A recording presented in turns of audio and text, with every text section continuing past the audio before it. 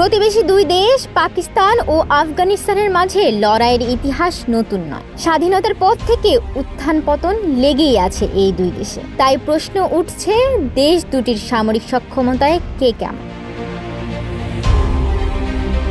জনশক্তি ও প্রতিরক্ষা সক্ষমতায় আফগানিস্তানের অবস্থা শোচনীয়। পাকিস্তানের প্রায় 5 লাখ সক্রিয় ও আধা সামরিক বাহিনী রয়েছে। অন্যদিকে আফগান বাহিনীর সংখ্যা প্রায় শূন্যের কোঠায়। এছাড়া প্রশিক্ষণ ও আধুনিক অস্ত্র ব্যবহারের ক্ষেত্রেও পাকিস্তান এগিয়ে।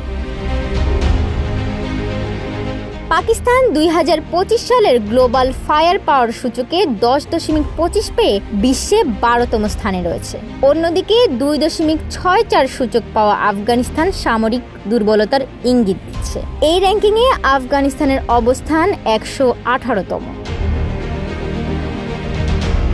পাকিস্তানের প্রায় 1400টি বিমান রয়েছে, যার মধ্যে অন্তর্ভুক্ত যুদ্ধ বিমান, আক্রমণ হেলিকপ্টার ও কার্গো প্লেন। অপরদিকে মাত্র 9টি বিমান নিয়ে প্রায় নিষ্ক্রিয় অবস্থায় আফগানিস্তানের বিমান শক্তি। স্থল বাহিনীতে পাকিস্তানের কাছে রয়েছে ট্যাঙ্ক, সাজোয়াজান, স্বচালিত আর্টিলারি ও রকেট সিস্টেম সহ আধুনিক অস্ত্রের বিস্তৃত ভাণ্ডার।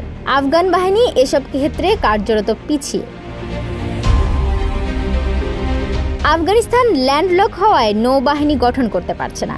বিপরীতে পাকিস্তানের উন্নত নৌবাহিনী ভারত মহাসাগর অঞ্চলে শক্ত অবস্থান তৈরি করেছে। বিশ্লেষকরা বলছে, পাকিস্তান রাজনৈতিক অস্থিরতা, দুর্বল অর্থনীতি এবং সীমিত আন্তর্জাতিক সহযোগিতার কারণে প্রতিরক্ষা ক্ষেত্রে শক্তিশালী হতে পারছে না। অন্যদিকে পাকিস্তান যুক্তরাষ্ট্র, চীন ও তুরস্কের সহযোগিতায় প্রযুক্তিগতভাবে দ্রুত আধুনিকায়িত হচ্ছে। সানিলা মোর্শেদ, ঢাকা পোস্ট।